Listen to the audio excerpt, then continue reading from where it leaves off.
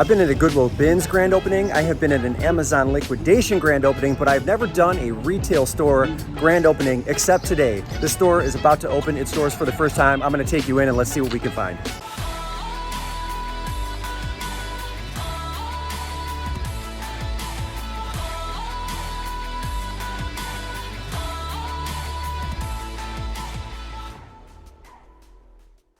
So this is pretty exciting, right? I got here maybe like an hour and a half early. I'm an early riser, so it is what it is. They were barely set up at this point.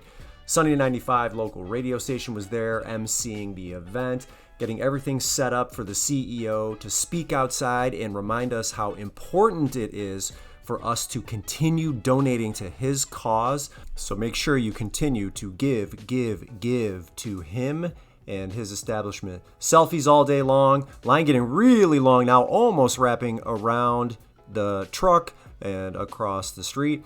But it's time to file in. So I was one of the first 50 and they gave us a wonderful $10 off of $30 spent coupon. Thank you very much, Goodwill. I will take that. The first 200 also got a fantastic Goodwill blue tote to take home with us to reuse potentially on future visits inside Goodwill thrift stores. So first glance, store looking like it's a pretty decent size, very clean. Hopefully they restock. I'm gonna hit the shoes first like I always do. Found a pretty cool pair of Brooks right here. I think these are launch 7s. They say Lucky Day on the back of them and they were priced at $10.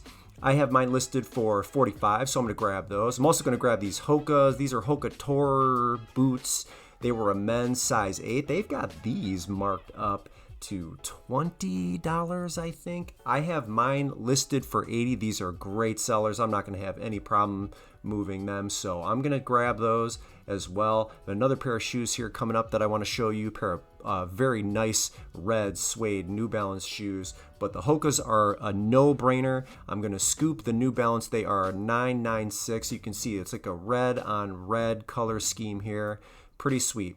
These ones are only going to cost me $13. They're in great shape. They're like a men's size 10. I have these listed for $100. I have a very unique colorway here. Price where I can on the higher side. So let's call those $100. Let's call the Hokas $80. Let's call the Brooks $45. I picked up a ton of shoes this visit, so had to move fast. There were teams of resellers everywhere. It was crazy. Here's one of those teams right now just stacking electronics. You name it. Receivers, VCRs, they got to it first, blocked everybody off, made sure that they got theirs, put it in the cart, and just kept on keeping on. So I'm pretty happy with all the shoes. I'm going to show you some of the things that I sourced that didn't catch on camera towards the end. You won't get a chance to see everything, but spent a good amount of money and went over to the markup rack and scored some Patagonia. You know what it is. This, I think, is doing my preliminary research, and yes, that was going to cost me $30, is a liquid sky jacket, and I think those on the higher end, the average sales price for those is like $120 to $130. So that's where I'm going to list mine at. It does have the interior. There's a lining that is missing sometimes in those jackets.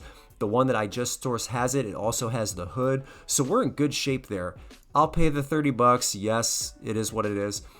I'm going to charge $130, and I'm definitely grabbing this Mickey tree topper. These are like, I'm going to say they can resell for up to $100. It's only going to cost me $5. I think I'll probably end up listing mine at, let's say, $80, but I'm going to start looking at, Halloween and Christmas much closer. But that Mickey tree topper is always like a very big seasonal seller, but I think the price for resale will increase as we get closer and closer to December.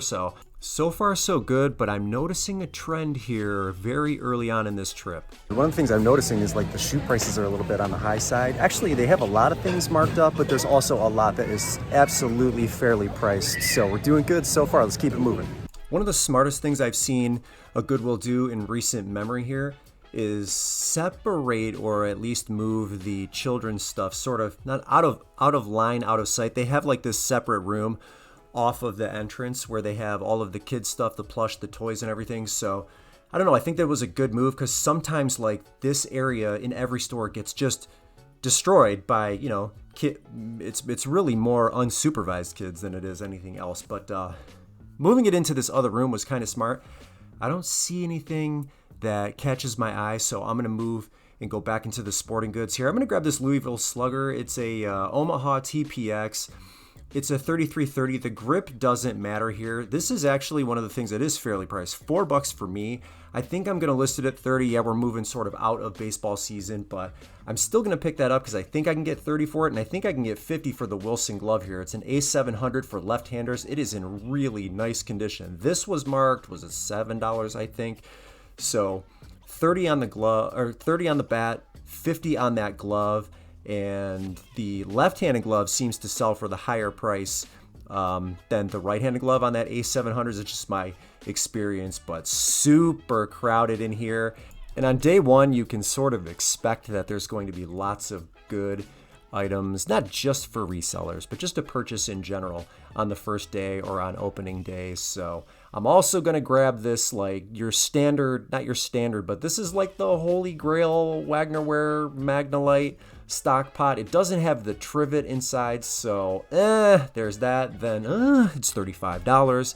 The deal here is it's going to sell for $120 for me, whether it's got the trivet or not. If it did have that inside piece, we're talking $150. So I'm going to pay the $35. I mean, I know that's a pain in the drain, but I'll still double my money, get my money back, and, you know, something caught my eye for my youngest. So we're going to buy her a $2 Hello Kitty lunchbox. She's already got it, so it's not going to be a surprise if she watches Dad Tubi later. So we're going to grab that thing. But that Magnolite, Dutch oven, stock pot, whatever you want to call it, that's a guaranteed sale. So, all right, I'll accept a smaller margin. And we're just going to move on because it's the one piece that, like, I know out of all of this is guaranteed to sell. And I feel like what this store should have done, at least in the beginning, was price everything aggressively. At least bait the customers into coming in and getting used to the prices, and then maybe slowly raise your prices. I don't know. I was pointing at that Starbucks tumbler earlier. Sometimes that's good for resale depending on the price. This Waterford piece was nice, but it's really only worth $20-some. So at $10, it's not worth it. But it would have made more sense to me to, like, wait a couple of weeks before you started marking everything up so high in the beginning, because I guarantee you there were people that came to this opening who are not going to return after having seen some of the prices that they had on some of the items. So and you know what? I'm not Goodwill. I don't know what the plan is. Maybe they just wanted to, like, show us who they were right out the gate. This is how we're going to price, but there were a lot of items that were high, and you could even hear people talking about how high the prices were. So it's not a mistake, or it's not just me as a reseller complaining. This was a real thing. So it doesn't make any sense to me why so much of it was marked up so high. I really, really wanted to take these candle blow molds, another guaranteed seller here, but they wanted $20 for each of them, and I wasn't really willing to pay that price. I grabbed them initially because I thought maybe it was $20 for the pair. At $20 for the pair, I would have thought twice about grabbing them, but they have sold. Somebody bought them, so somebody paid $20 each for them, and we're going to move on. I also actually passed up on this jadeite. Now, this is, I think it's TPC. These really are not that valuable. So it's not all jadeite is created equal. Like, it's not Fire King, right? So I left that guy behind. And again, that's one of the pieces that someone probably scooped up. But you can see the bottom, TPC, the salt shaker. It did not have the pepper with it. $50 for the Wii. I don't know. I think I'm going to leave that behind also. But here's the thing that I want to feature for you here. This is a really interesting pepper shaker. This is a Jeanette Delphite blue ribbed glass pepper shaker. Now, the salt shaker didn't come with it, but this is pretty valuable. And just at the one there, I have mine listed for $70. I've seen a pair of them sell for $140, so that's kind of where I got my number from. One of them recently sold for maybe around $40, but that's an item that doesn't come up that often, so I feel like I can always sit and just wait price-wise. But overall, it was a pretty good trip. 2 to 2.5 hours I spent checking the shelves, and it really fizzled out pretty quickly after the opening rush. So it was still a good visit. I'm going to take you home right after this last bolo, which is driving me insane. I don't even know if it's a bolo. It's women's dresses. I struggle mightily trying to figure out how to sell dresses. I don't know how you guys do it, but I felt like I had something cool here. J. Mendel Paris, like, it was heavy and it felt well made. I don't know, it's like a plum purple color. I absolutely hate this. I picked it up. Comps are all over the place for this brand. Like some selling for 30, some listed for 2,000, some selling for 700. I can't figure it out. Ladies, throw me a bone. What am I doing wrong here? I can't stand dresses, but I did want to show you that at least. Maybe it's got some value. I don't know. It's time to go home. Let's see what else I got. Show you a few things I didn't catch on camera here. This is a, whoa, it's really, hold on a minute. I got to come underneath the umbrella. This is a Sony PlayStation 2 Slim. You know, it has to be tested, and I paid $24, but I think these are like $70, $80 without the cords, if I did my research right. So I picked that up for $20. I think you guys saw the bat, the tree topper here. Pair of Nike like ankle knits. Basic pair of Jack Purcells. These Crocs, I think I've sold these before. So those will be easy sellers. I'll ship those first class. This Yankees hat, GCC, one sold for 30, and I think one is listed for 50. I'll probably come in at 40, something like that for this hat. Vintage, obviously. Another pair of Nikes here in pretty good shape. These have already been through the wash. Nice pair of Shocks here. I still have to clean these up a little bit. They've been through the wash, but so the uppers look good, but I still got to work on inside there where those like shock absorbers are, if you will, and then clean the insoles a little bit. You guys saw the dress. Apex One Chicago Bears jacket, which is pretty timely because football is going to be starting up here in a month or so. I'm gonna say in between 50 to 75 for that. This was regular price, which is awesome. A couple of shirts I don't love, but Ralph Lauren Denim and Supply, I think I paid $5 for these. This is really just $20. Plaid shirt and another plaid shirt. They're in great shape. This is I think they're women's, don't quote me on this, size large, and then I think you guys saw the Patagonia. So that's just some more of what I sourced. Again, it's not everything from the trip, but just a couple of items that you'll see me listing here in my store pretty shortly. All right, Ralph Lauren Polo, let's give this one away today. And as always, thank you guys so much for all of your comments. It's been pretty exciting to see everybody coming through. How many do we have on this one? Did we get more than 500? 396. Okay, so we're within range here. And let's pick a winner for the brand new Tags Ralph Lauren Polo shirt. And Carol Randolph, one word, tacos. It's a great choice. Congratulations. You're the winner of the polo shirt. Send me your details, dadplanetofficial@gmail.com, and I will ship that out to you just as soon as I can. Congratulations, and I hope you enjoyed taco night. Go ahead. I had to take my cheat sheet off, so I'll edit that out. Go ahead, keep them. But I need your help tomorrow. You can go ahead and open it now, but I need your help tomorrow. We're gonna wrap 6 more. Okay? I've got the stuff in the basement, but you haven't seen it yet. Wait, not ready. There you go. Are we still having the pizza party tonight? Like at the, okay, all right. So it looks like we're having pizza night again. Actually, not here, just somewhere else. You got it? No? Try, hold on, try this way. Creamy Papa boxes. Oh, they did, that's wonderful. All right, go ahead. You want to pull it out there, kiddo?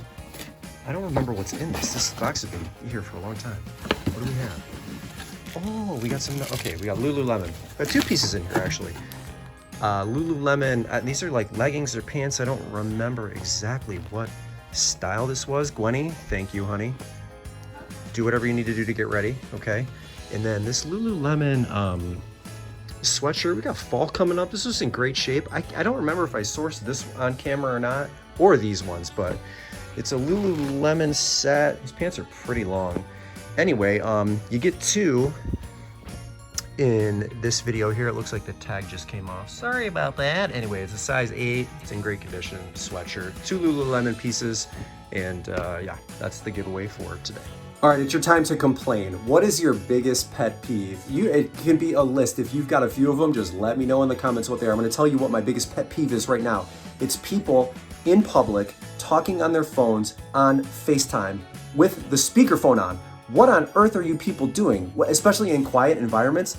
Can we stop with that, please? I don't know why that trend started, but it drives me nuts. That's a huge pet peeve of mine. Give me one of yours. Brendan here, Dad Planet, the One Man Show. Christmas in July rolls on. Thank you so much for tuning in, and we will see you in the next video.